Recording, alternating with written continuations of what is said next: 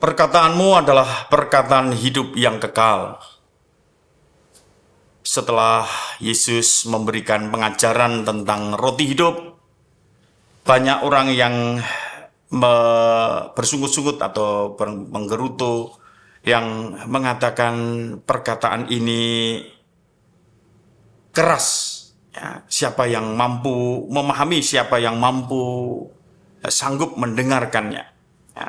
Dan Yesus yang mengenal hati orang-orang yang bersungut-sungut ini juga kemudian mengingatkan bahwa perkataannya itu adalah roh dan hidup.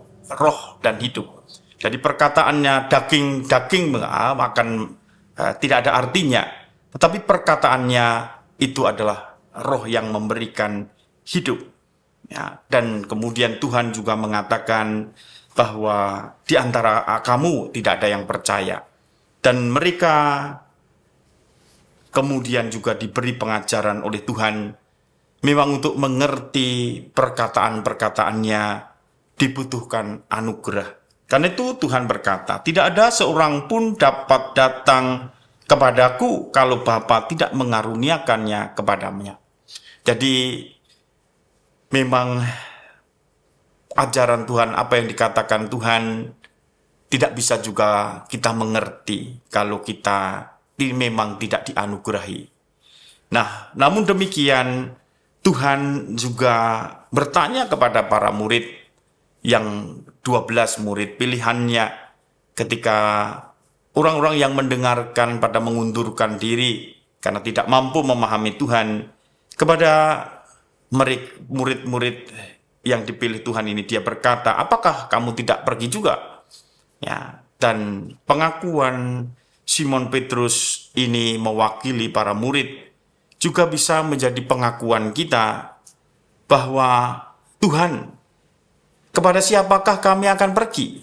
Perkataanmu adalah perkataan hidup yang kekal. Dan kami telah percaya dan tahu bahwa Engkau adalah yang kudus dari Allah. Yohanes bab 6 ayat 68 sampai 69. Nah, saudara-saudari yang terkasih, pengakuan Petrus ini menggambarkan bahwa ia percaya akan perkataan-perkataan apa yang diajarkan Yesus yang sulit, yang keras.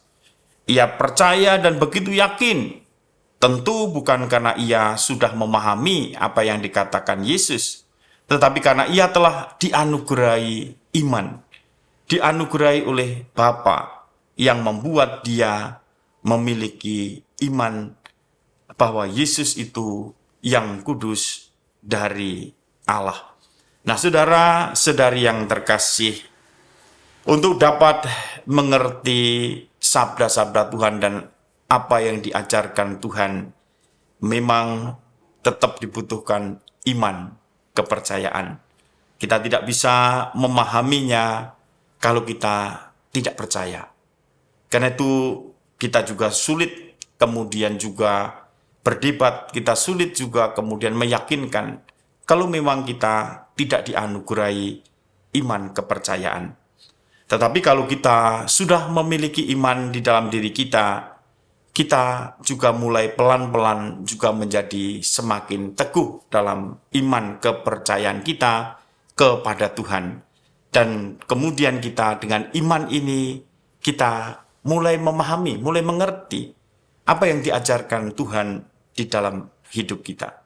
Karena itu saudara-saudari yang terkasih, sebagai murid Tuhan, sebagai orang beriman, kita tidak berhenti hanya kalau kita sudah dibaptis, dan tidak hanya berhenti kalau kemudian kita sudah belajar ini, belajar itu, ya, tetapi kita beriman ini adalah satu proses yang terus-menerus, yang semakin hari Tuhan akan memberikan pengajaran-pengajaran, tetapi juga memberikan pencobaan-pencobaan, dan juga kemudian memberikan kepada kita kesempatan untuk bergulat dalam pencobaan-pencobaan kita, atau mungkin dengan dengan sabda-sabdanya.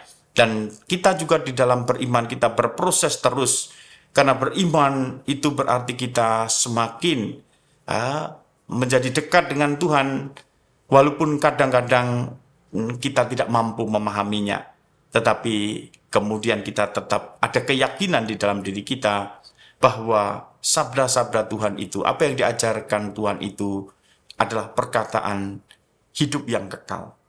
Apa yang dikatakan oleh Tuhan itu juga akan bekerja dalam diri kita, membuat kita yakin dan percaya, dan kemudian juga menjadikan kita memiliki hidup kekal dalam diri kita.